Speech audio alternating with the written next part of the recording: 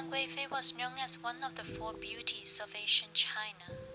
Before she became the imperial consort, Yang Guifei was originally named Yang Yu Huan. She was born in 719 during the Tang Dynasty, early in the reign of Emperor Xuanzong. She grew up in Yongle and had 3 older sisters. Her father died when she was still very young. She was left in the care of her uncle, who was an official at court. She was extremely beautiful and was nurtured very well. She was excellent in pipa, a Chinese musical instrument, and good at dancing. Because of her beauty and talents, at 14 years old, she got chosen to marry Prince Li Mao, the son of the Emperor Xuanzong and Consort Wu. She became the princess. 4 years later, Consort Wu passed away. She was one of the favorites of the emperor, and the emperor was deeply saddened by her death. Eventually, he stepped out of the sorrow. He was attracted by Yang and decided to take her as a consort. However, Yang was already married with his son, so the emperor was afraid that there would be a criticism at court.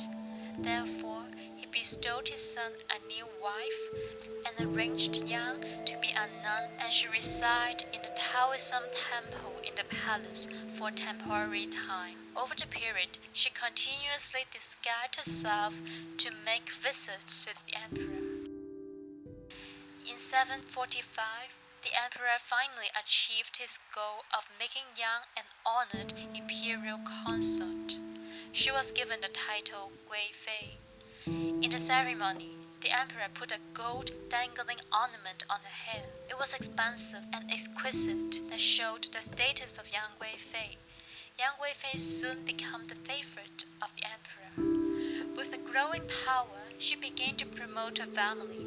Her sisters were favored and were given titles as well. Her cousin became high officials and later prime minister, but he was not competent. This made the government more corrupted. Its reputation collapsed. With the favor from the emperor, Yang Guifei and her family had led a privileged and extravagant life for a long period of time. Yang Guifei had over 700 people to make just one garment for her. She also loved lychees, but the most delicious lychees were in cities hundreds of miles away from the capital, so the emperor sent many officials to deliver the lychees by rapid horses, so that the lychee were still fresh by the time they were served. This made the officials extremely tired, and some were even died on the way. Yang Guifei also received many expensive presents from the emperor. The emperor developed a palace for her, which is Huaqing Palace. It has a complex of hot springs located in the area and was a luxurious place for baths. Yang Guifei did not have any children. It was suspicious that this was caused by her skincare products. She loved using a special magic cream to maintain her beautiful skin. It made her skin healthy, and it contained a very nice fragrance. Some said it was the ingredients of this skincare made her infertile. Despite this, the emperor still adored Yang Guifei. For once, he got mad with her because she took a jade fruit that belonged to a relative of the emperor. She was then banished from the palace. But then Yang Guifei cut part of her hair and sent it to the emperor. Receiving this, the emperor was afraid that she could hurt herself and immediately called her back to the palace. Because of Yang Guifei's great influence on the emperor, many officials tried to win her support in the hope of getting promotions. One of them was Anu San, a general and military governor of the frontier districts. He knew how to please Yang Guifei and gradually won her trust. Anu San was 16 years younger than Yang Guifei. Believing that he was genuine and harmless, Yang Guifei promoted him and even adopted him as her son. He had the control over an army of 200,000. However, Anu San desired more than that. He wanted to build an imperial throne for himself. Secretly, he began to enlarge his own army.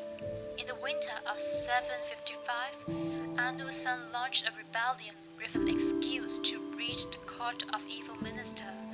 His rebel army took over the capital city of Chang'an, and Anu San proclaimed himself emperor.